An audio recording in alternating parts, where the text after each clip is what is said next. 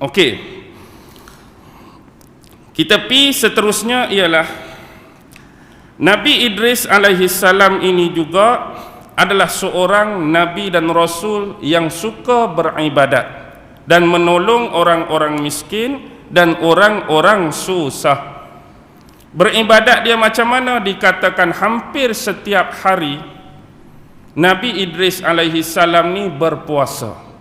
Hampir setiap hari dia berpuasa dan sebelah malamnya dipenuhi dengan solat, ibadat dan zikir kepada Allah Subhanahu wa taala.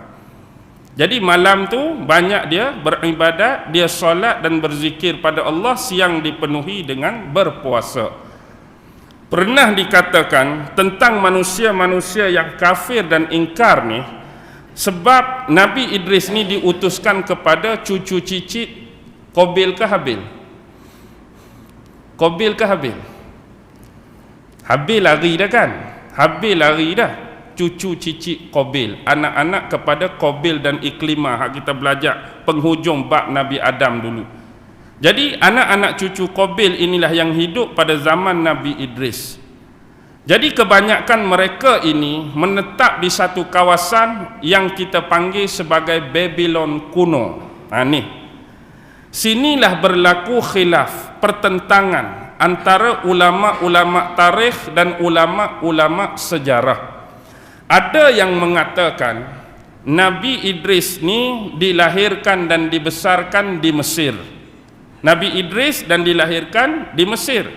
Ada ulama-ulama kumpulan yang kedua mengatakan Nabi Idris ni dilahirkan di Babylon, kemudian baru dia berpindah dan berhijrah ke bumi Mesir. Okey, kita ambil pandangan ulama yang pertama dulu, yang mengatakan Nabi Idris ni lahir di Mesir.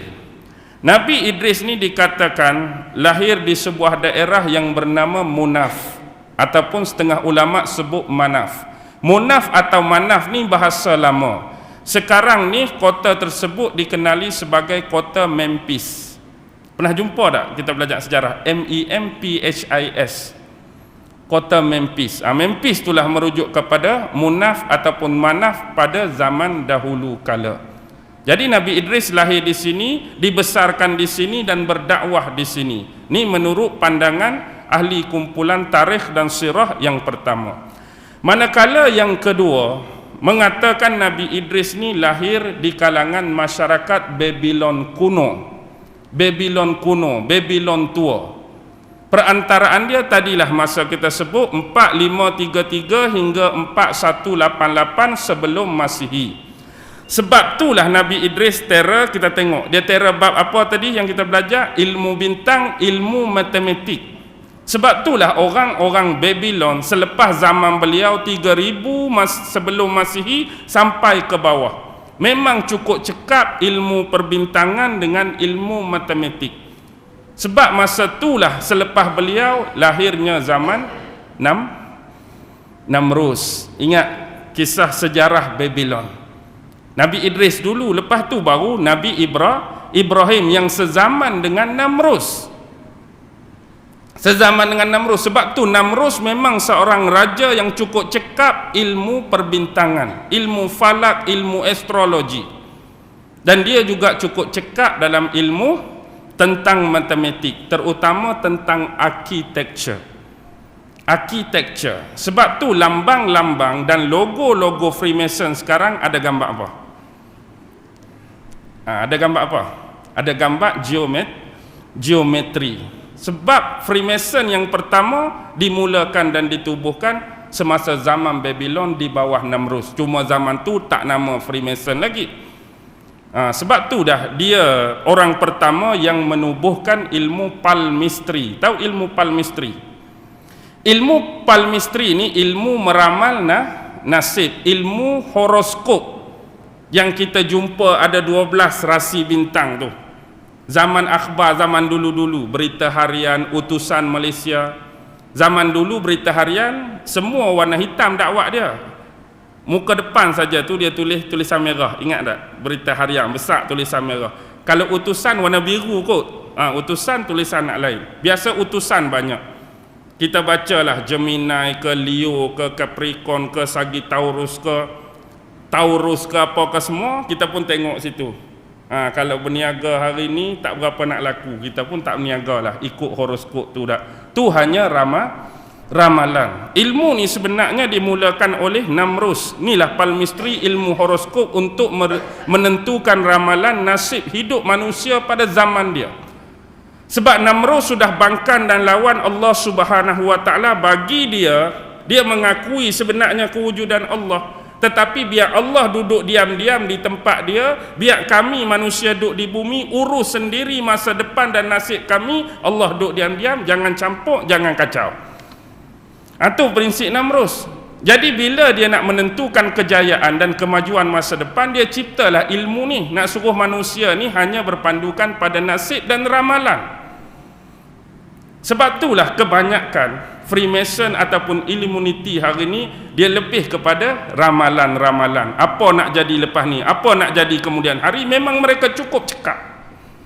Tapi ingat, ramalan mereka bukan ramalan biasa, tetapi memang mereka banyak berpandukan hadis Nabi tentang peristiwa-peristiwa dan hadis akhir zaman. Baik, pi kepada Namrus. Sebenarnya zaman duduk di Babylon kuno itulah ramai manusia-manusia mula menentang Nabi Idris. Ramai yang lawan dakwah Nabi Idris, ramai yang lawan seruan Nabi Idris alaihi salam. Bila dah ramai lawan, masa inilah Nabi Idris mula nak berhijrah. Memang inilah rutin, memang inilah sunnah para nabi. Dulu Nabi Ibrahim pun dakwah kepada Namrus, tapi akhirnya selepas peristiwa Nabi Ibrahim dibakar, dia menetap di situ ke, dia mula berhijrah. Nabi Ibrahim pun hijrah dah. Lepas kena bakar, naik ke situ, naik ke situ, naik ke situ, pi ke Palestin, pi ke Mesir, balik ke Palestin, pi ke Mekah, balik ke Palestin. Kena hijrah. Begitulah sampai satu masa tak tahan dah, dia pun berhijrah. Dan tempat yang dia hijrah ada persoalan dalam dialog kitab sirah. Umat-umat yang beriman pada Allah dan Nabi Idris tanya, wahai Nabi Idris, bilakah kita akan berhijrah dan bumi manakah kita akan berhijrah? Bila kita nak berhijrah dan tempat mana kita nak berhijrah? Lalu Nabi Idris jawab, kalau kita ni yakin dengan kekuasaan Allah, tempat yang Allah akan berikan nanti pastinya mempunyai rezeki yang sama macam tempat yang kita tinggal ni.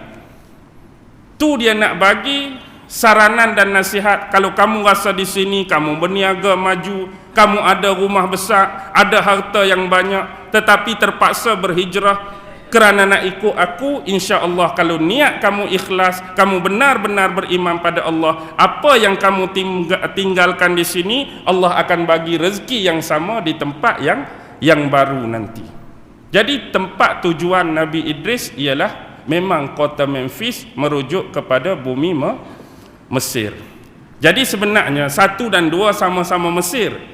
Cuma hak satu tadi pandangan dia tak ada kena-mengena dengan Babylon. Pandangan ulama kedua, dia duduk Babylon dulu, kemudian bila berlaku mehnah, ujian dan musibah, baru dia berpindah ke bumi Mesir. Dan inilah ada desas-desus riwayat yang saya tak boleh pakai, saya ingat. Sebab ada orang kata Idris ni, sebab mungkin bunyi nak sama, dia mengaitkan Idris inilah yang disebut sebagai Osiris. Tuhan dahulu kala orang-orang Mesir. Kan Tuhan purba orang Mesir, hak Trinity tu, ada Osiris, ada Isis, ada Horus. Osiris lelaki, Isis perempuan, Horus tu anak dia. Pernah tengok tak filem apa mak? The Egyptian God. Boleh masuk ke tak boleh masuk Malaysia, tapi trailer dah. The Egyptian God tu cerita tentang Tuhan Trinity, agama Mesir kuno, agama Mesir purba.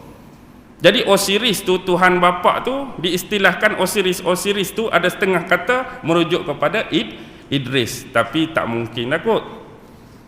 Sebab gambaran Osiris ni hebat-hebat lah.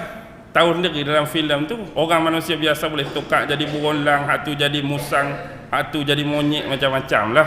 Tak mungkin itu kita nak nisbahkan kepada nabi-nabi dan rasul-rasul. Itu cuma sebagai penambah baikan. Baik, pernah ada satu hadis dikatakan hadis tetapi tidak dapat dipastikan kesahihan dia. Cuma saya boleh sebut, dan kalau nak kepastian sahih atau tak sahih, palsu atau tak palsu, boleh rujuklah kepada ulama-ulama yang hebat dalam bidang hadis. Tapi dikatakan di situ Nabi Muhammad pernah bersabda kepada Abu Zar, "Wahai Abu Zar, sesungguhnya ada 4 orang Rasul yang diutuskan untuk berbangsa Suryani." 4 orang Rasul diutuskan dalam bangsa Suryani. Pertama Adam, yang kedua Syis, yang ketiga Nuh, yang keempat Idris ataupun Nuh tadi. "Wahai Abu Zar, ketahuilah olehmu sesungguhnya ada 4 orang Rasul yang diutus berbangsa Suryani." Bukan berbahasa, berbangsa. Adam, Syis, Idris dan Nuh.